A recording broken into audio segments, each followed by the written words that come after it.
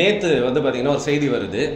கூகுளோட AI hub விசாகப்பட்டினத்தில் இப்போ ஒரு பெரிய ஏஐ ஹப் வந்து அமைக்க போகிறாங்க. விசாகப்பட்டினம் வந்து பார்த்தீங்கன்னா அமராவதியே ஒரு டெக் சிட்டியாக தான் வந்து உருவாக்கிட்டு இருக்காங்க. விசாகப்பட்டினமும் ஒரு டெக்குக்கு உண்டான சிட்டியாக, ஏன்னா ஏற்கனவே பார்த்தீங்கன்னா அங்கே ஒரு போர்ட் இருக்குது. நம்ம சென்னை போர்ட்டோட ஒரு பெரிய போர்ட்டுன்னு சொல்லலாம்.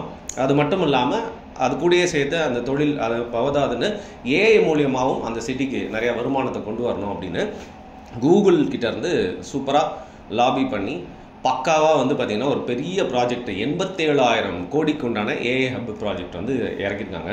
இது வந்து ஒரு ஃபெனாமினலான ஒரு அச்சீவ்மெண்ட் அப்படின்னு தான் வந்து சொல்லலாம்.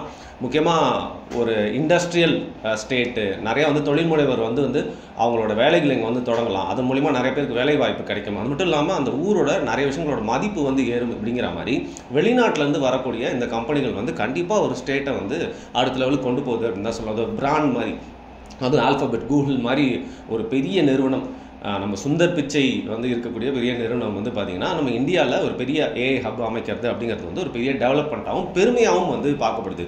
அந்த வகையில் விசாகப்பட்டினமில் இது அமைஞ்சிருக்கிறது அப்படிங்கிறது வந்து பார்த்திங்கன்னா அவங்களுக்கு ஒரு பெரிய வின் அப்படின்னு தான் சொல்லலாம். இந்த நேரத்தில் தமிழ்நாட்டில் இங்கேயும் பார்த்திங்கன்னா ஒரு ஐடி காரிடார் இருக்குது. இங்கேயும் பார்த்திங்கன்னா நிறையா பிபிஓஸ் இருக்குது, டேட்டா சென்டர்ஸ் இருக்குது, நிறைய ஐடி ஃபார்ம்ஸ் இருக்குது.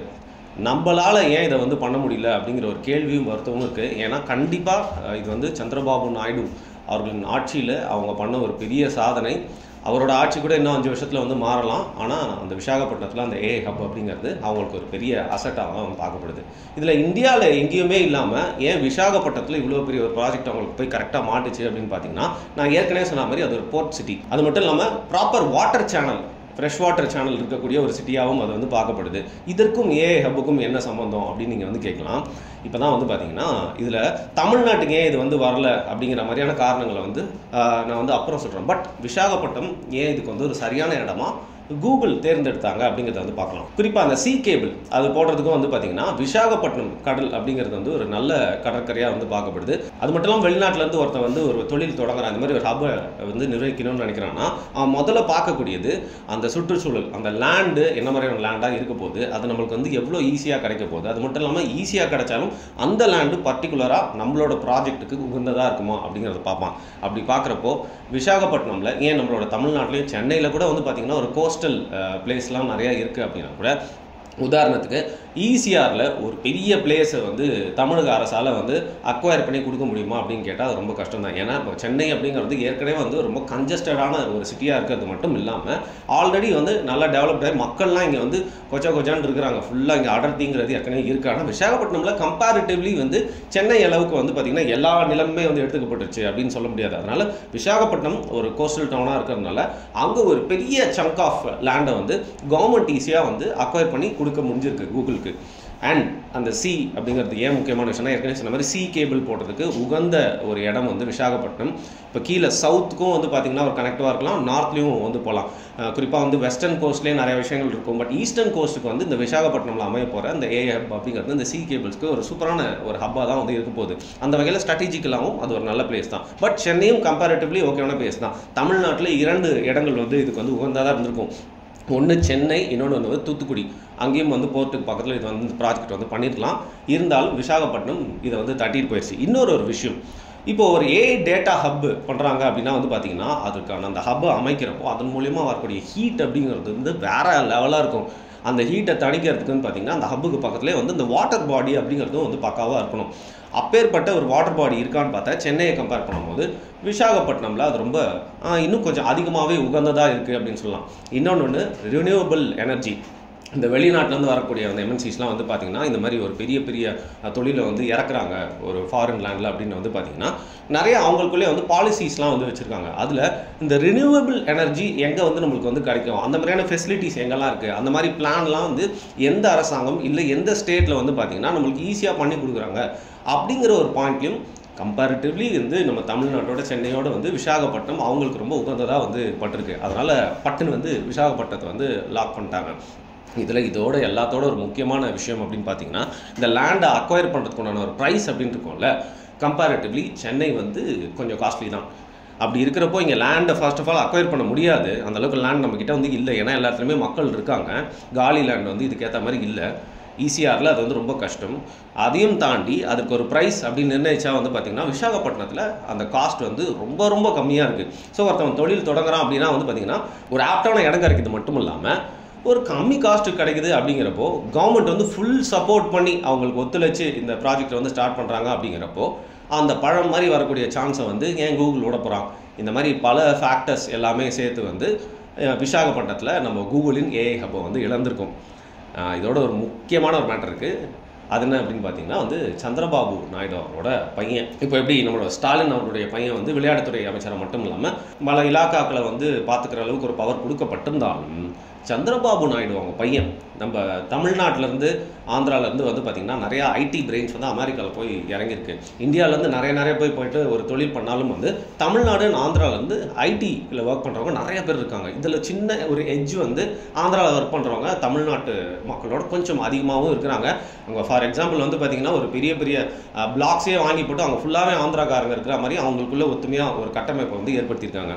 அதில் வந்து தமிழ்நாட்டு மக்கள் வந்து ஈக்குவலாக போட்டி போட்டுகிட்டே வந்தாலும் ஒரு சின்ன எட்ஜ் வந்து ஐடி காரிடாரில், அதாவது அங்கே சிலிகான் வேலியாக இருக்கட்டும் இல்லை பல இடங்கள் அமெரிக்காவில் ஐடி ஃபார்ம்ஸ் எல்லாம் வந்து ஆந்திராவிலேருந்து போகக்கூடியவங்க ஒரு டாமினட்டான பொசிஷனில் இருக்காங்க.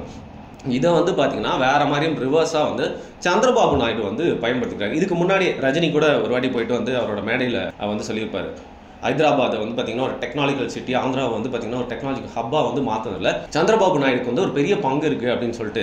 அவர்களாம் நிறைய குறைகள் இருக்கலாம், பட் டெக்னாலஜி வைஸ் வந்து முன்னேற்றணும் அப்படிங்கிற மாதிரி ஒரு அடையாளம் வந்து ஏற்கனவே வாங்கி வச்சிருந்த ஒரு நபர். ஸோ அந்த ஜெகன்மோகன் ரெட்டியோட ஆட்சி முடிஞ்சதுக்கப்புறமா திருப்பியும் சந்திரபாபு நாயுடு வந்து ஆட்சிக்கு வராரு. தொடர்ந்து தன்னோட ஸ்டைல்லே, ஏன்னா ஃபர்ஸ்ட் அவர்கிட்ட வந்து பார்த்தீங்கன்னா ஒருங்கிணைந்த ஆந்திர பிரதேஷ் இருந்துச்சு.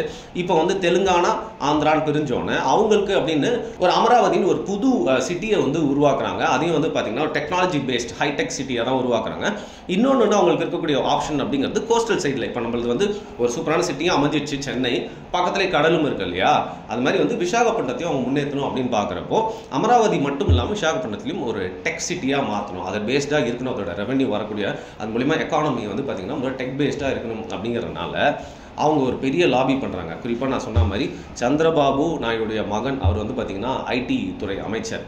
அவர் போயிட்டு அங்கே யூஎஸில் சூப்பராக ஒரு லாபி பண்ணி அரசியலும் பண்ணி லாபியும் பண்ணி பல பேரை வச்சு இந்த மேட்டரை முடித்து அவங்களுக்கு ஏற்ற மாதிரி உகந்ததான அந்த இடத்த வந்து மாற்றி சூப்பராக லியோர் பண்ணிட்டார் கூகுளில். இந்த மாதிரி பல விஷயங்கள் வந்து விசாகப்பட்டினத்தில் கூகுளோட ஏஐ ஹப் வரத்துக்கு காரணமாக இருக்குது. இதில் வேலைவாய்ப்பு மட்டும் இல்லாமல் வந்து பார்த்திங்கன்னா இந்த ஒரு டெவலப்மெண்ட்னால இதன் மூலியமாக நிறையா ஃபாரின் ஃபார்ம்ஸ்லாம் வந்து இன்டர்நேஷ்னல் கம்பெனிஸ்லாம் அங்கே வந்து தங்களோட இதே மாதிரி டெக்னாலஜிக்கல் பிஸ்னஸை ஸ்டார்ட் பண்ணுறதுக்கான நிறையா வாய்ப்பை வந்து இது வந்து ஒரு பிள்ளையார் சொல்லி மாதிரி போட்டு ஏற்படுத்தி விட்டுருக்கு. இந்த நேரத்தில் வந்து பார்த்திங்கன்னா எதற்கெடுத்தாலும் திமுகவின் அரசை வந்து குறை கூறிட்டே இருக்கியே அப்படிங்கிற மாதிரி சில பேர் வந்து நினைக்கலாம். இப்போது தெலுங்கானாவில் வந்து கேஎஸ்ஆர் இருக்கார்ல, அவரோட பையனுக்கும் வந்து பார்த்திங்கன்னா ஒரு துறையை வந்து நிர்ணயிச்சிருக்காரு. அவரும் அங்கே நிறையா பர்ஃபார்ம் பண்ணி அந்த ஊருக்கு வந்து நிறையா திட்டங்களை வந்து எடுத்துகிட்டு வந்திருக்காரு. நான் ஏற்கனவே சொன்ன மாதிரி சந்திரபாபு நாயுடோட மகனுக்கு ஒரு பவர் கொடுத்தாங்க. அந்த பவர் அவர் சூப்பராக யூட்டிலைஸ் பண்ணி வந்து பார்த்திங்கன்னா நான் இதை பண்ணிட்டேன்பா அப்படின்னு ஒரு பேர் வாங்குறதுக்கு மட்டும் இல்லாமல் அவங்க ஊருக்காக ஒரு நல்லதும் செஞ்சுருக்காருன்னு சொல்லலாம். இங்கேயும் நம்ம ஊரில் ஒருத்தர் இருக்கார். ஃபஸ்ட்டு வந்து பார்த்திங்கன்னா எம்எல்ஏ ஆனார், அது வந்து விளையாட்டுத்துறையோட மந்திரி ஆனார், இப்போ துணை முதல்வராகவும் ஆயிக்காரு. இதற்கு மேலே ஒரு பவர் யாருக்கு, அதாவது முதலமைச்சருக்கு ஈக்குவலான ஒரு பவர் வந்து இவர் கொடுக்கப்பட்டிருக்கு. இவர் என்ன பண்ணார் அப்படிங்கிற கேள்வி இந்த நேரத்தில் வந்து நம்மளால் எழுப்பாமல் வந்து இருக்க முடியல. இவருக்கு எந்த அளவுக்கு பவர் அப்படின்னு பார்த்தீங்கன்னா, புதுசாக ஒரு கார் ரேஸ் நடத்துகிறேன் அப்படின்னு சொல்லி சென்னை சிட்டியோட முக்கியமான பகுதிகளே வந்து முற்றிலுமாக மாற்றி அதை கிரிட்டாக மாற்றினது மட்டும் இல்லாமல் ஹாஸ்பிட்டல் பக்கத்துலேயே வந்து அந்த ட்ராக்கை போட்டு இது வரைக்கும் உலகத்திலே பார்த்திராத சென்னையில் நடக்க போகிற இந்த ஃபார்முலா ரேஸை வந்து நடத்துகிறோம், அந்தளவுக்கு வந்து சென்னையை நாங்கள் முன்னேற்ற போகிறோம்னு சொல்லிட்டு கண் துடைப்புக்காக சில விஷயங்களை பண்ணாரே தவிர்த்து ஏன் இவருக்கு கொடுக்கப்பட்டிருக்க அந்த விளையாட்டுத்துறையிலே எந்த அளவுக்கு இவர் வந்து சிறப்பாக செயல்பட்டுருக்காரு, எஃபெக்டிவாக இருக்காருன்னு பார்த்தா வந்து இன்னைக்கு வரைக்கும் சொல்லிக்கொள்கிற மாதிரி எதுவுமே இல்லை. ஸோ இந்த சந்திரபாபு நாயுடு ஒரு மகனை பார்த்தாவது இவர் மீதி இருக்கிற இந்த 5 மாதங்களில் என்ன பண்ண போகிறாரு. ஆனால் ப்ராக்டிக்கலி அதெல்லாம் வந்து பண்ண முடியாது. பட் உங்களுக்கு கொடுக்கப்பட்ட இந்த பவரை வந்து நீங்கள் சரியாக யூஸ் பண்ணவே இல்லை. பாருங்க, எப்போவுமே அந்த பகுதி பசங்க கூட கம்பேர் பண்ணக்கூடாது சொன்னாலும் அரசியலில் அப்படிலாம் இல்லை. உங்களுக்கு வந்து பார்த்திங்கன்னா ஒரு பொறுப்பான பவரும் பதவியும் கொடுக்கப்பட்டிருக்கு அப்படின்னா அதை நீங்கள் மற்றவங்களாம் வாரிசு தான். இந்த வாரிசு அரசியல் அப்படிங்கிறது வந்து முற்றிலுமாக நம்ம வந்து எதிர்க்கணும். ஏன்னா திருப்பியும் ஒரே இடத்துல வந்து பவர் சென்டராக போய் சேர்ந்துருக்கோம் அப்படிங்கிறனால தான். மற்றபடி அரசியல் மகன் வந்து அரசியலுக்கே வரப்படாமல் ரூல்ஸ்லாம் எழுதப்படலை. பட் நீங்கள் உங்களுக்கு சொலையாக கையில் வந்து இந்த துணை முதல்வர் பதவி வந்து விழுந்தாலும் நீங்கள் பக்கத்து மாநிலங்களில் இருக்கிற மாதிரி ஒரு நெப்போ கிட்டாக இருந்தாலும் உங்களுக்கு பவர் கிடச்சா நீங்கள் என்ன பண்ணீங்க? நீங்கள் நெப்போ கிட்டாக வரலாம், உங்கள் மேலே சந்தேகங்கள் என் வெறுப்பு கூட எங்களுக்கு இருக்கலாம், அது நீங்கள் நன்மை உங்களோட பவரை யூஸ் பண்ணி ஒரு நலத்திட்டங்கள்லாம் கொண்டு வந்திருக்கலாம் இல்லையா? அந்த அளவுக்கு வந்து உங்களுக்கு கொடுக்கப்பட்ட வாய்ப்பை வந்து நீங்கள் சரியாக பயன்படுத்திக்கவே இல்லை அப்படிங்கிறது இந்த தமிழ்நாட்டுக்கு உண்டான இழப்பு. இது இப்போ நம்மளுக்கு நிறையா ப்ராக்டிக்கல் டிஃபிகல்ட்டிஸு விசாகப்பட்டினத்தை கம்பேர் பண்ணும்போது சென்னைக்கு இருந்தாலும் நீங்கள் இதற்கான முன்னெடுப்புகள்லாம் எடுத்திருந்தீங்க அப்படின்னா, குறிப்பாக வந்து பார்த்திங்கன்னா டிஆர்பி ராஜா அவரையும் நம்ம இதில் வந்து பொறுப்பேற்றுக்க ஆகணும் அவர்.